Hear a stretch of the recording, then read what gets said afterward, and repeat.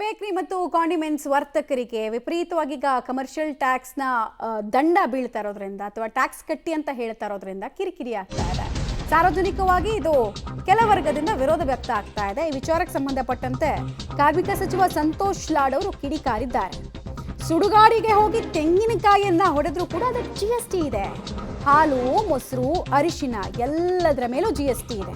GST ಇಂದ ದೇಶದ ಸಾಹುಕಾರರಿಗೆ ಅನುಕೂಲ ಆಗಿದೆ. ರೈತರು, ಬಡವರು, ಮಧ್ಯಮ ವರ್ಗಕ್ಕೆ ಅನುಕೂಲ ಆಗಿಲ್ಲ. ಕೇಂದ್ರ ಸರ್ಕಾರದ ವಿರುದ್ಧ ಸಚಿವ ಸಂತೋಷ್ ಲಾಡ್ ಅವರು 4-5 ಎಕ್ಸಾಂಪಲ್ಗಳನ್ನು ಕೊಟ್ಟು ತಮ್ಮ ಆಕ್ರೋಶವನ್ನ ಹೊರಹಾಕಿದ್ದಾರೆ. ಬಟ್ ಇದೇ ಸಂತೋಷ್ ಲಾಡ್ ಅವರು ಒಂದು ಅರ್ಥ ಮಾಡ್ಕೊಳ್ತಾ ಇಲ್ಲ. ಈ GST ಕೌನ್ಸಿಲ್ ಸಭೆ ಆದಾಗ ಯಾವ ಕಾಂಗ್ರೆಸ್ ಸರ್ಕಾರದವ್ರು ಅಟ್ಲೀಸ್ಟ್ ಧ್ವನಿ ಎತ್ತಿದ್ದಾರೆ. GST ಕಡಿಮೆ ಮಾಡಿ, ಸ್ಲ್ಯಾಬ್ ಕಿತ್ತಾಕಿ ಅಂತ ಯಾರಪ್ಪ ಮಾತಾಡಿದ್ದಾರೆ? ಒಬ್ರು ಮಾತಾಡಿಲ್ಲ. ಸಂಪೂರ್ಣ ಮಾಹಿತಿ ಇಲ್ಲ. ಈ GST ಕಟ್ತಕ್ಕಂಥದ್ದು ಪ್ರತಿಯೊಂದು ಗೂಡ್ಸ್ ಮೇಲಿದೆ. ಹಾಲು, ಮೊಸರು, ಅರಿಶಿನ ಪುಡಿ, ಹಸಿರು ಬಳೆ, ನೀವು ಸುಡುಗಾಡಿಗೆ ಹೋಗಿ ತೆಂಗಿನಕಾಯಿ ಹೊಡೆಗೂ GST ಇದೆ. ಇವತ್ತು ಸುಮಾರು 64-70% ಜನರು ಯಾರು ವಹಿವಾಟದಲ್ಲೆಲ್ಲ ಯಾರು ಬಡವರಿದ್ದಾರೆ ಅವರು ಕೂಡ ಇವತ್ತು ಇಂಡೈರೆಕ್ಟಾಗಿ GST ಕಟ್ತಾ ಇದ್ದಾರೆ.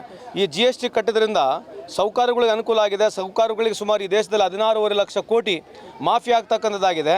ಯಾವ ರೈತರಿಗೆ, ಬಡವರಿಗೆ, ಸಣ್ಣ ಮಧ್ಯಮದಾರರಿಗೆ ಯಾರಿಗೆ ಆಗಿಲ್ಲ. ಇದ್ರ ಬಗ್ಗೆ ವ್ಯಾಪಕವಾಗಿ ಜನರು ಅರ್ಥ ಮಾಡ್ಕೊಳ್ತಾರೆ ನಾನು ಭಾವಿಸ್ತಾ ಇದ್ದೀನಿ.